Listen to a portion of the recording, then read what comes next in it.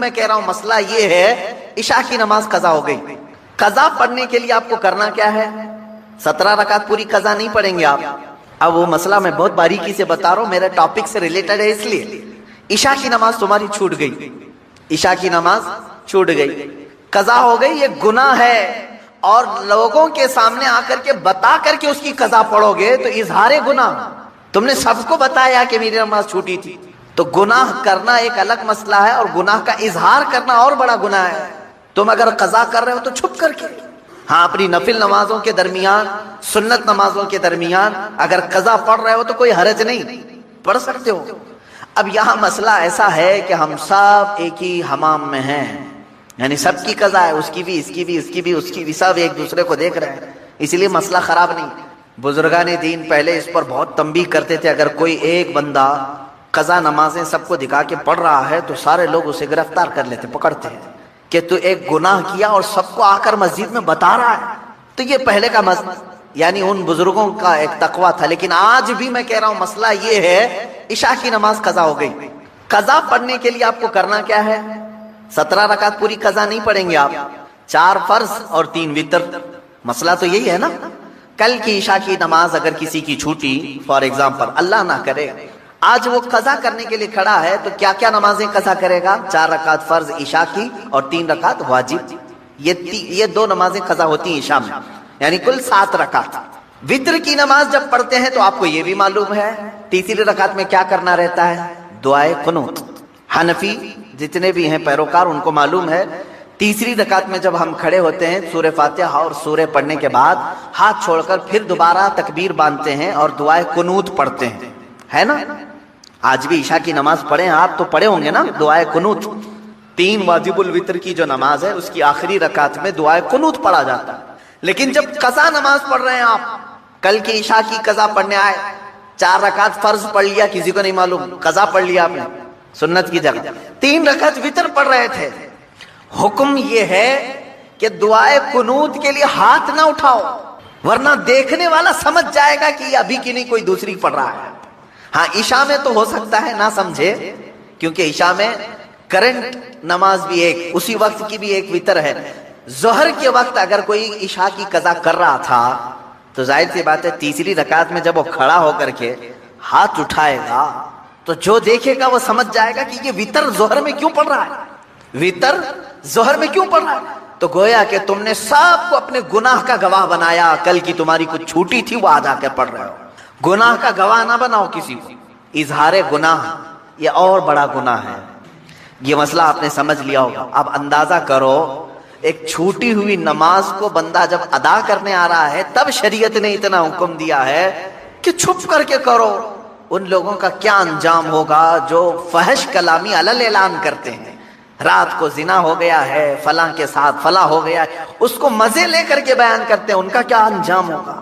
میاں یہاں نماز کی قضا کے لیے بھی شریعت نے کہا ہے کہ اس طرح پڑھو کہ لوگوں کو خبر نہ۔ عزیزان گرامی وقار، بحیثیت مسلمان ہمارے لیے اسلام میں عبادات جتنی اہمیت کی حامل ہیں، نماز، روزے، حج و زکوٰۃ، تو صرف ان ایکٹیویٹیز اور ان اعمال کی ہی اہمیت نہیں، بلکہ ہمیں روزمرہ زندگی جو ہم گزارتے ہیں، ہم کیا کھا رہے ہیں اور کیا پی رہے ہیں، کیا کما رہے ہیں، اس کا بھی اسلام میں بڑا گہرا تعلق ہے۔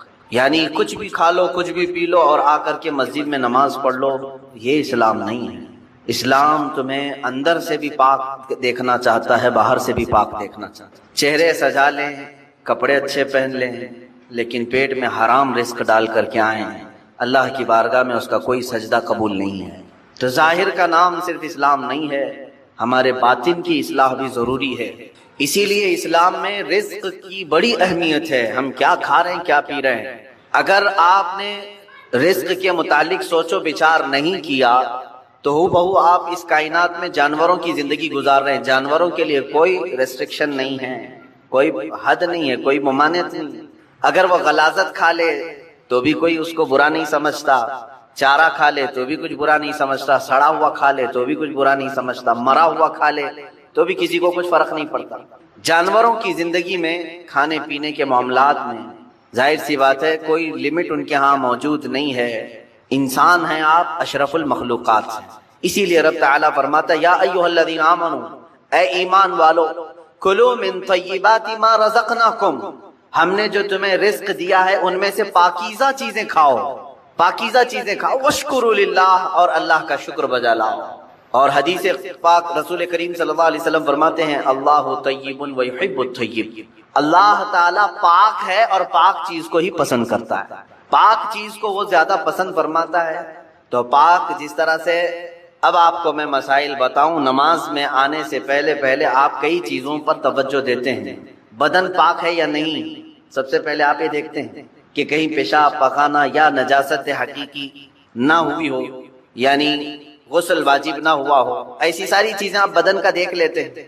دوسرے نمبر پر آپ جو کپڑے پہنے وہ بھی دیکھتے ہیں کہ کہیں ان کپڑوں پر کوئی نجاست تو نہیں لگی ہے، کپڑے بھی پاک ہیں، بدن بھی پاک ہے۔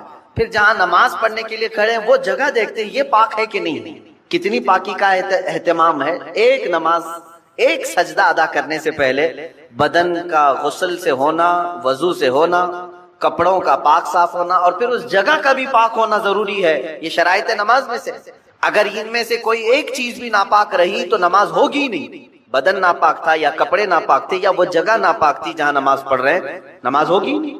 میرے عزیزو، ہم جب ان چیزوں کا اہتمام کرتے ہیں تو یہ تو ظاہری احکام ہوئے جو شریعت نے ہمارے اوپر رکھے ہیں۔ اور حدیث پاک میں اللہ تعالیٰ کے حبیب صلی اللہ علیہ وسلم فرماتے ہیں ان اللہ لا ينظر الى صورکم بل الى قلوبکم، اللہ تمہاری صورتوں کی طرف نہیں دیکھتا، تمہارے دلوں کی طرف دیکھتا ہے۔ اب تم مسجد میں آ رہے ہو، بدن بھی پاک کر کے آئے، کپڑے بھی پاک کر کے آئے، اور جگہ بھی پاک ہے جہاں نماز پڑھ رہے ہیں، لیکن جسم کے اندر حرام غذا لے کر کے آئے، ناپاک چیزیں کھا کر کے آئے، جس چیز کے اللہ نے اور اس کے رسول نے منع فرمایا وہ چیزیں اپنے جسم کے اندر لے کر کے آئے، تو یوں ہی سمجھ لو میرے عزیزوں کہ اندر کی غلاظت سے آپ نے اپنے آپ کو صاف نہیں کیا، باہر صرف صاف ہو گئے۔ اسی وجہ سے نمازوں کا کما حقہ لطف بھی نہیں مل پاتا، عبادتوں کا وہ ذوق بھی نہیں آ پاتا۔ اس کی وجہ کیا ہے؟ اندر سے یہ خرابی موجود ہے، اوپر سے جتنی لیپا پوتی کر لیں۔ اس کی مثال یوں ہی ہے، آپ نے اپنے جیب میں سڑے ہوئے گوشت کے ٹکڑے رکھے ہیں، مردہ رکھا ہوا ہے، ظاہر سی بات ہے ایک مردہ اور یہ سڑے ہوئے گوشت کی بدبو کتنی ہوتی، یا غلاظت اپنی جیب میں رکھے ہوئے ہیں، اوپر سے عطر پر عطر لگا رہے ہیں، عطر پر عطر لگا رہے ہیں، جتنا بھی عطر لگاؤ وہ اندر کی غلاظت کی بدبو آ ہی جاتی ہے۔ اور کبھی ایسا ہوتا ہے کہ اس عطر کا بھی فائدہ نہیں ہوتا، وہ مکس ہو کر کے کوئی اور ہی بو بن جاتی ہے، کوئی اور ہی مہک آنے لگ جاتی ہے۔ عزیزان گرامی، ہم اپنے اندر کی غلاظتوں کو رکھ کر کے اگر نماز، روزے، زکوٰۃ یہ ساری چیزیں کرتے رہیں تو ایسی ہی ہے کہ یہ عبادتوں کا کما حق فائدہ نہیں اٹھا پاتی، نمازوں میں لطف کیوں نہیں مل پاتا، سجدوں میں یہ تڑپ کیوں نہیں آ پاتی، دلوں کی پاکیزگی اور حلال رزق کی جو اہمیت اسلام میں ہے اس کی طرف توجہ نہ دینے کی وجہ سے یہ ساری چیزوں کی خرابی آتی ہے۔ کسی نے کہا تھا، آپ تو کہتے ہیں قرآن میں ہے، اللہ نے فرمایا ان الصلاۃ تنہی عن الفحشاء والمنکر، بے شک نماز ہر بے حیائی اور برائی سے روکتی ہے۔ ادھر نماز پڑھ رہا ہے ادھر چپل چوری کر رہا ہے، ادھر نماز پڑھا ادھر فوراً باہر نکلتے ہی اجنبی عورتوں پر نظر ڈال رہا ہے، تو کہاں اس کی نماز نے تو بے حیائی سے روکا ہی نہیں۔ قرآن کہہ رہا ہے نماز بے حیائی سے بچاتی ہے، برائی سے بچاتی ہے۔ ظاہر سی بات ہے آپ کا سوال حق ہے، نماز بے حیائی اور برائیوں سے بچاتی ضرور ہے، اس میں نماز کا قصور نہیں میرے عزیز۔ نماز کو جس انداز سے پڑھنے کا حکم دیا گیا تھا وہ نماز تم نے اگر پڑھ لیا ہوتا، ظاہر بھی پاک ہو باطن بھی پاک ہو، پھر دیکھو تمہیں نماز صرف بے حیائی اور برائیوں سے بچاتی نہیں بلکہ مولا کے قرب تک پہنچاتی، اللہ رب العزت کے قرب تک پہنچاتی ہے۔ صاف سی بات ہے میرے عزیزو، اللہ کے حبیب صلی اللہ تعالیٰ علیہ وسلم کی ایک حدیث پاک میں ذکر کرتا ہوں آج۔ حضور اکرم صلی اللہ تعالیٰ علیہ وسلم ارشاد فرماتے ہیں، اے میرے صحابہ، ان قریب تم دیکھو گے میری امت پر ایک ایسا زمانہ آئے گا کہ لوگ حلال و حرام کی تمیز بھول جائیں گے، جو ہاتھ میں آیا وہ کھا لیں گے، اور یہ وہ زمانہ ہوگا کہ صبح مومن ہوں گے شام میں کافر ہو جائیں گے، رات کو مومن سوئیں گے صبح کافر اٹھیں گے، یصبح مؤمنا ویمسی کافرا۔ یہ وہ زمانہ آ گیا ہے میرے عزیزو، امت کا اکثر حصہ آج حلال و حرام کی تمیز بھول چکا ہے۔ ایک بات میں آپ کو بتاؤں، اللہ تعالیٰ نے قرآن پاک میں جو ہمارے لیے احکام بیان کیے کہ کون سی چیز تمہارے لیے سوٹیبل ہے، مجھے یہ بتاؤ کہ وہ ہمارا خالق ہے یا نہیں؟ اسی نے پیدا کیا ہے ہمیں، اور وہی بہتر جانتا ہے کہ ہمارے جسم کے لیے کون سی غذا سوٹیبل ہے. جس نے بنایا وہی بہتر جانتا ہے.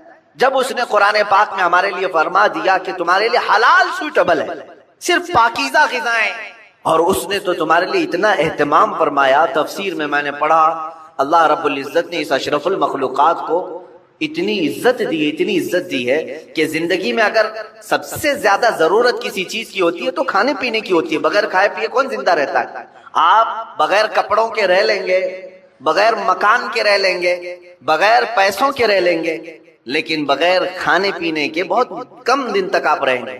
یہ سب سے زیادہ ضروری چیز ہے آپ کے لیے، کھانا پینا، ہوا پانی. لیکن پورے جانوروں کو دیکھو، ان کا رزق ان کے سامنے پڑا رہتا ہے، سر جھکا کر کھاتے ہیں کہ نہیں؟ بکری اپنا چارہ زمین پر چاٹ کر کے کھاتی ہے. بیل، بھینس، کتا، بلی، جس کو بھی آپ کھانا ڈالیں، پانی ڈالیں، دودھ ڈالیں، جو کچھ بھی ان کی غذائیں ڈالیں، وہ اپنا سر زمین پر رکھ کر کے اپنی زبان کو کھانے سے لگا کر کے کھاتی ہیں، سر نیچے کر کے کھاتی ہیں. اشرف المخلوقات کو اللہ تعالیٰ نے یہ عزت بخشی ہے کہ تمہارا سر رزق کے سامنے بھی جھکنے نہ پائے. یہ صرف اللہ نے اپنے لیے بنایا ہے، وہاں پر بھی جھکنے نہ پائے.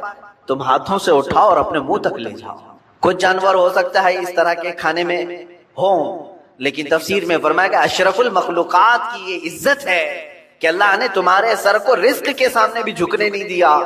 میرے عزیزو، جس کو اللہ تعالیٰ نے اتنا پاکیزہ بنایا ہے کہ اس صورت کو اللہ قرآن میں فرماتا ہے کہ ہم نے سب سے بہترین صورت اگر اپنی مخلوق میں کسی کو دی ہے تو وہ انسانوں کو دی. انسانوں کو سب سے بہترین صورت دی. اس کی لاکھوں کی مخلوق ہے، جانور ہوں، پرند ہوں، جنات ہوں، ملائکہ ہوں، سب مخلوقات ہیں. ان مخلوقات میں سب سے اچھی صورت کس کو ملی ہے؟ انسان کو ملی. اگر انسان کو سب سے اچھی صورت نہ ملی ہوتی تو کبھی انسانوں میں اللہ اپنے محبوب کو نہیں پیدا کرتا، وہ اور اچھی صورت والوں میں پیدا کرتا. محبوب صلی اللہ علیہ وسلم کا انسانوں میں پیدا ہونا اس بات کی علامت ہے کہ اللہ نے اس انسان کو سب سے اشرف صورت عطا کی ہے. اور یہ بھی روایت میں ملتا ہے کہ قیامت کے دن اگر یہ انسان غلطی کیے، کفر کریں، شرک کریں، برائیاں کریں، جہنم میں ان کو ڈالنا ہوا بھی، جہنم میں ڈالنا ہوا بھی، تو اس شکل سے کوئی جہنم میں نہیں جائے گا. جہنمی کی صورت بدل دی جائے گی، جہنم میں جانے والے کی صورت بدل جائے گی.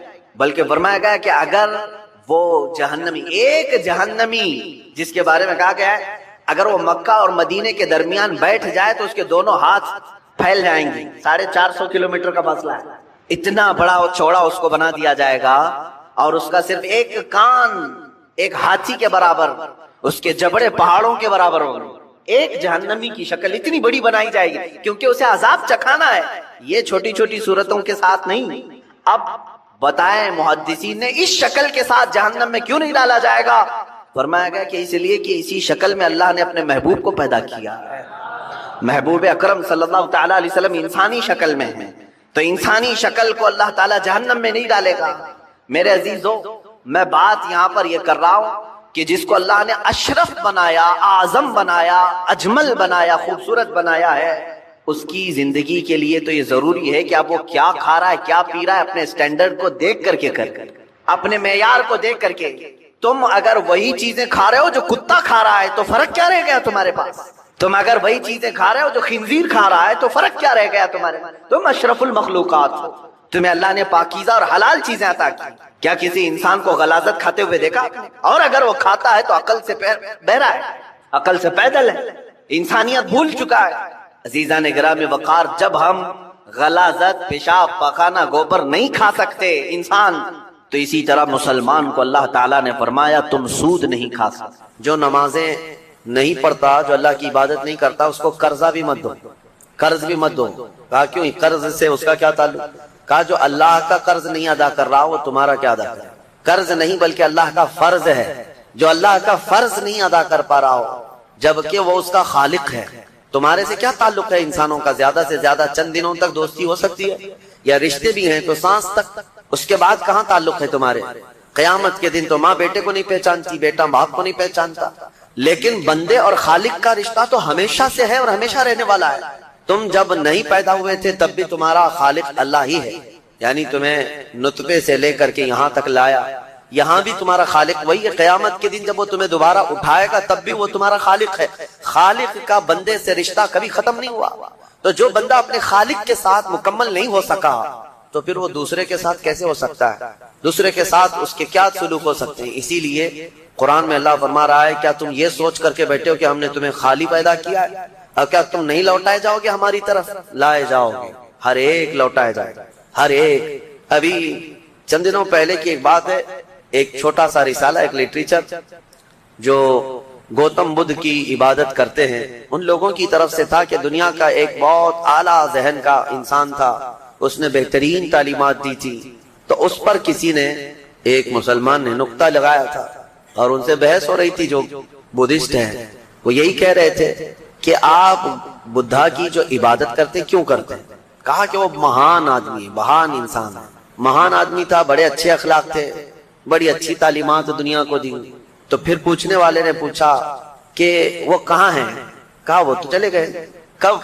کہا برسوں ہو گئے، 2500 سال پہلے تو انتقال ہو گیا، مر گئے. کہا آئے تھے اور چلے گئے. تو پوچھنے والے نے پوچھا تو یہ تو بڑے کمال کی بات نہیں، پھر ان کو لایا کون تھا اور واپس دنیا سے لے کے کون گیا؟ اگر وہ سب سے مہان ہے تو آج ہوتا اور ہم بھی اس کے پیچھے چلتے.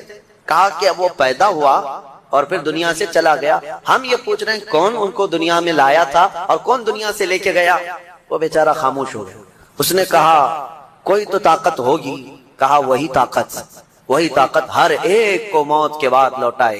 دنیا کا چاہے سب سے بڑی طاقت کا انسان بھی کیوں نہ ہو، اسے موت ہے اور وہ اللہ کی بارگاہ میں لوٹایا جائے گا.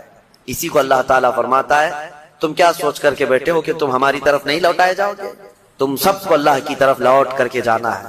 اس دن کو یاد رکھو، اس دن کو یاد رکھو جب یہ ساری چیزیں دھری کی دھری رہ جائیں گی اور تم آخری سفر پر نکل چکے ہوں گے. اور عجیب و غریب حالت میں ہم جاتے ہیں میرے عزیزو. یہ سارے ہمارے کپڑے، ہماری جائیدادیں، ہماری سواریاں، ہماری گاڑیاں سب رہ جاتی ہیں. آج تک آپ نے دیکھا کہ کوئی آدمی جنازے کی بجائے مرسیڈیز میں قبر میں جا رہا ہو؟ نہیں، وہ بھی 4 کندھوں پر بوجھ بن کر کے جا رہا ہے. بڑی اعلیٰ قسم کی سواریاں وہ وہیں رہ جاتی ہیں، بڑے عمدہ لباس یہیں رہ جاتے ہیں. آخری سفر کا ایک مخصوص لباس ہے، ایک مخصوص انداز ہے اور ایک مخصوص طریقے سے لے جا کر کے قبر کے حوالے کر کے آ جاتے ہیں. اور اسی کو فرمایا گیا ہے کہ جس کو یہ اپنا آخری سفر یاد ہوگا اسے یہ بھی یاد ہوگا کہ میں یہاں کیوں آیا ہوں. کبھی آج تک آپ نے اپنے اندر جھانک کر کے پوچھا، کبھی سوچا زندگی میں کبھی ایسا وقت آیا کہ ابھی جیسے مثال کے طور پر مسجد میں آ کر بیٹھے، ابھی میں آپ سے پوچھوں پکڑ کر کے کیوں آیا ہوں یہاں پہ مسجد، فوراً آپ جواب دیں گے عبادت کے لیے آیا. مسجد کا کے لیے؟ عشاء کا وقت ہو رہا تھا نماز پڑھنے کے لیے آیا، یا محفل چل رہی تھی محفل میں آ گیا. یہ تو تمہارا مقصد ہے. ہر کام کا تمہارا مقصد ہوتا ہے. کبھی یہ سوچا میں دنیا میں کیوں آیا، پوری دنیا میں میں کیوں آیا؟ جس نے اس سوال کا جواب حاصل کر لیا وہ معرفت کو پہنچ گیا. جو صحیح طریقے سے اس جواب کو پہنچ گیا وہ اللہ کی معرفت حاصل کر لے گا. اسی لیے میرے عزیزو آگے رب تعالیٰ فرماتا ہے أَفَحَسِبْتُمْ أَنَّمَا خَلَقْنَاكُمْ عَبَثًا وَأَنَّكُمْ إِلَيْنَا لَا تُرْجَعُونَ. حضرت موسیٰ علیہ الصلوۃ والتسلیم کے متعلق ایک بات ملتی ہے. ایک چھپکلی تھی، دیوار پر چل رہی تھی. موسیٰ علیہ السلام نے پوچھا مولا اس کا کیا کام ہے، اس کا کیا کام ہے، یہ کیوں پیدا ہوئی ہے چھپکلی کا؟ ضروری نہیں کہ ہر ایک کی حکمت آپ کو معلوم ہو کون دنیا میں کیوں آیا. اللہ نے کوئی بھی چیز بغیر فائدے کے نہیں پیدا کی. رب تبارک و تعالیٰ نے ارشاد فرمایا موسیٰ تھوڑی دیر پہلے چھپکلی نے مجھ سے پوچھا کہ موسیٰ کو مولا تو نے کیوں پیدا کیا. حضرت موسیٰ علیہ السلام کا کیا کیا کام ہے. یہ ضروری نہیں کہ مخلوقات کو ایک دوسرے کی حکمتیں معلوم ہوں، ضروری نہیں. لیکن اللہ تعالیٰ عبث بغیر کسی وجہ کے محض کسی کو نہیں پیدا کیا. بس اپنے مقصد زندگی کو سمجھو اور فالتو اپنی زندگی کو ضائع مت کرو. جو لوگ بیٹھے اسی طرح سے اپنی زندگی کو ضائع کر رہے ہیں ان نوجوانوں کو ایک دن احساس ہو جائے گا کتنی قیمتی چیز دنیا میں ضائع کر دیا ہوا، کتنی قیمتی چیز. کروڑوں کا معجون ملا کر کے بھی بڑھاپے کو جوان کر کے دکھا دو. یہ گیا وقت پھر ہاتھ آتا نہیں، سدا دور دورہ دکھاتا نہیں. آپ جس طرح سے تیزی سے اس دنیا کو کاٹتے ہوئے جا رہے ہیں میاں، ہم تو منٹ گن رہے ہیں. آج دیکھیں ہم 15 تراویح پڑھ چکے ہیں الحمدللہ. ابھی تو ہم چاند کے انتظار میں تھے. یوں ہی وقت آئے گا، اللہ آپ کو سلامت رکھے، ہماری زندگی کا بھروسہ نہیں، اگلا رمضان بھی پھر آپ بیٹھیں گے. بہت تیزی سے آپ کی زندگیاں گزرتی جا رہی ہیں. اور اچانک ایک دن اعلان ہو جائے گا فلاں کا بیٹا انتقال کر چکا، جنازے میں حاضر ہو جاؤ۔ یہی زندگی ہے۔ اسی لیے ابس اپنی زندگی کو ضائع نہ کریں، جو زندگی کے لمحات ہیں ان میں کچھ نہ کچھ انویسٹ کر دو تاکہ قیامت کے دن شرمندہ ہونا نہ پڑے، ذلیل ہونا نہ پڑے، رسوا ہونا نہ پڑے۔ بہرحال دوسری سورہ ہم نے جو تلاوت کی سورۃ النور، سورہ نور ہے، اس میں احکام بہت سارے آئے ہیں۔ اس کی شروعات جو ہے وہی بہت ایک سخت ترین گناہ اسلام میں اس کی مذمت میں آئی، زنا۔ اللہ نے قرآن میں جگہ جگہ فرمایا وَلَا تَقْرَبُوا الزِّنَا إِنَّهُ كَانَ فَاحِشَةً وَسَاءَ سَبِيلًا، زنا کے قریب بھی مت جانا۔ اللہ فرماتا بے شک وہ سب سے بری چیز ہے اور سب سے برا راستہ۔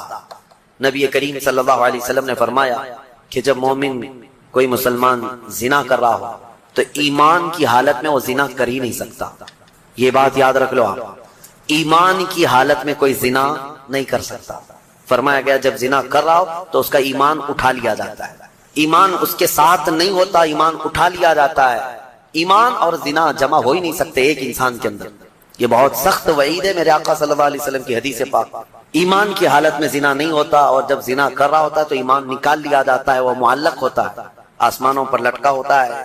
زنا کے حالت میں اس کے ساتھ ایمان نہیں ہوتا۔ اب جو آیتیں آئی ہیں اللہ فرماتا ہے الزانیۃ والزانی فاجلدوا کل واحد منہما 100 جلدہ، زنا کرنے والے مرد اور زنا کرنے والی عورت کو 100 کوڑے مارو۔ یہ ان کے لیے ہے جو غیر شادی شدہ ہے، اور جو شادی شدہ ہے ان کے لیے رجم ہے۔ رجم کا مطلب ہے پتھروں سے اتنا مارو کہ وہ ختم ہو جائے، ان کی موت تک انہیں سنگسار کرنا ہوگا۔ یہ اتنی ہیبت ناک سزا ہے دنیا میں کہ دیکھو تو رونگٹے کانپ جائیں آپ، لیکن لوگوں کو ایسا لگتا ہے کہ ایسی اتنی بڑی سخت سزا کیوں ہے؟ میرے عزیزو، یہ ایک ناسور ہے، ایک کینسر ہے معاشرے کا، ایک کینسر ہے۔ جب کیمو کرتا ہے ڈاکٹر تو بہت سخت تکلیف ہوتی ہے، کیمو تھراپی آسان نہیں ہے، پورے جسم کے بال جل جاتے ہیں، خون میں پتہ نہیں کیا سے کیا ہو جاتا ہے۔ کیوں؟ ایک پھوڑی کہیں پر کینسر کی آئی ہوتی ہے، اس کو ختم کرنے کے لیے پتہ نہیں 10 12 کیمو دیے جاتے ہیں۔ زنا جو ہے پورے معاشرے کا ناسور ہے، کینسر ہے، اور اگر اس پھوڑی کو نہیں ختم کیا گیا تو ہر ایک کے ہاں یہی چیز، یہی پھوڑی ہوگی، یہ وائرس کی طرح پھیلے گا۔ اور اسلام نے یہ سب سے بڑی سزا رکھی ہے زنا میں، سب سے بڑی سزا ہے۔ آج دنیا یہ مطالبہ کر رہی ہے کہ ریپسٹ کو اسلامی سزا دی جائے۔ کیوں؟ ان کی بیٹیوں کا جب ریپ ہو جائے تو وہ چلاتے ہیں۔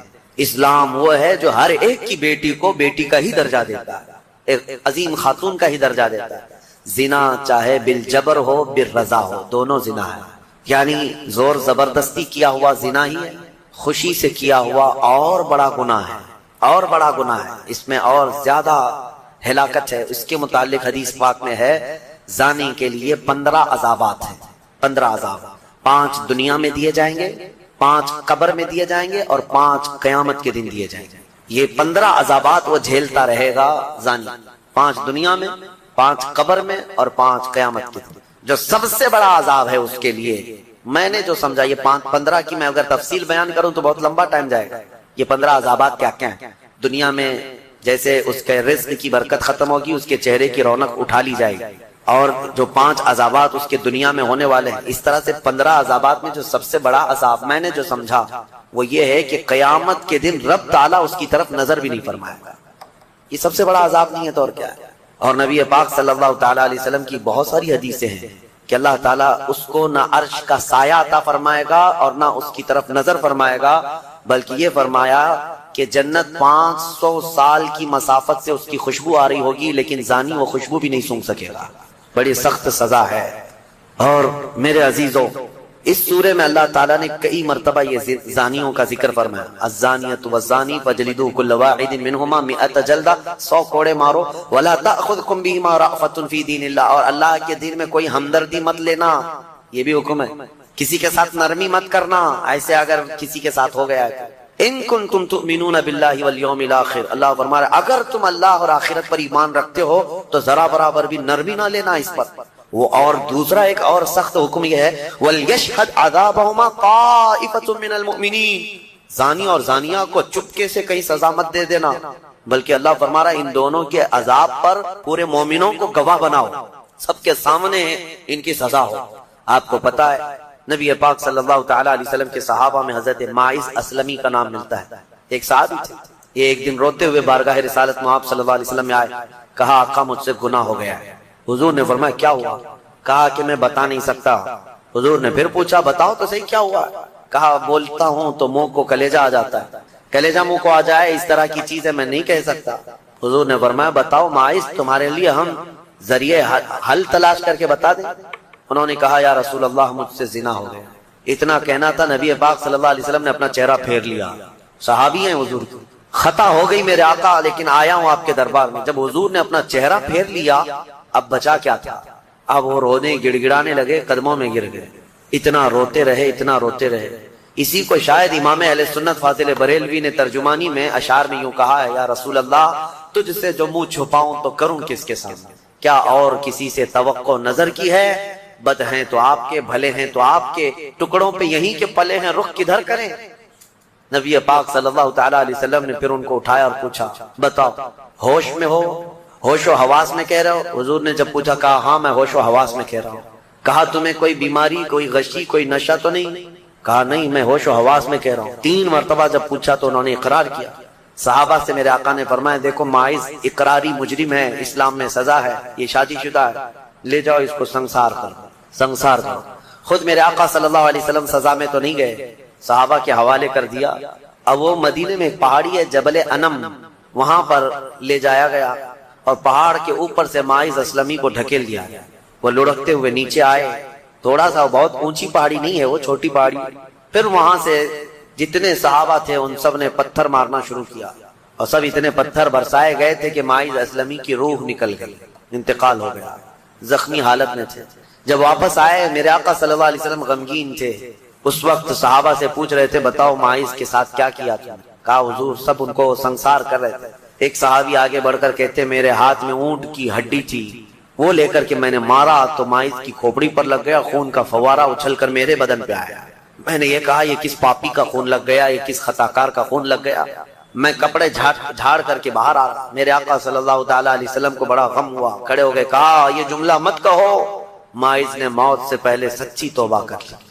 سزا تو دینی ہی تھی، اسلامی حکومت ہے تو سزا دی جائے گی، صرف توبہ کافی نہیں ہے۔ توبہ کر لی لیکن اب اس کے لیے برا جملہ مت کہو۔ میرے آقا نے فرمایا اللہ تعالیٰ نے معاذ کی سچی توبہ کی وجہ سے جبرائیل کو بھیجا اور یہ فرمایا یا رسول اللہ آپ کے غلام نے ایسی توبہ کی ہے کہ اس کی توبہ کے عوض اللہ نے پورے مدینے والوں کی گناہ معاف فرمایا، سب کی توبہ کے برابر فرما دیا۔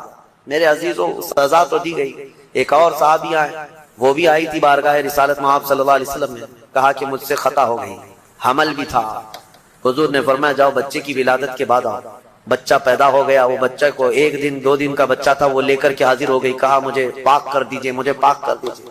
ان صحابہ کو یہ ڈر تھا کہ قیامت کی سزا بہت سخت ہے، دنیا ہی میں لے لو بہتر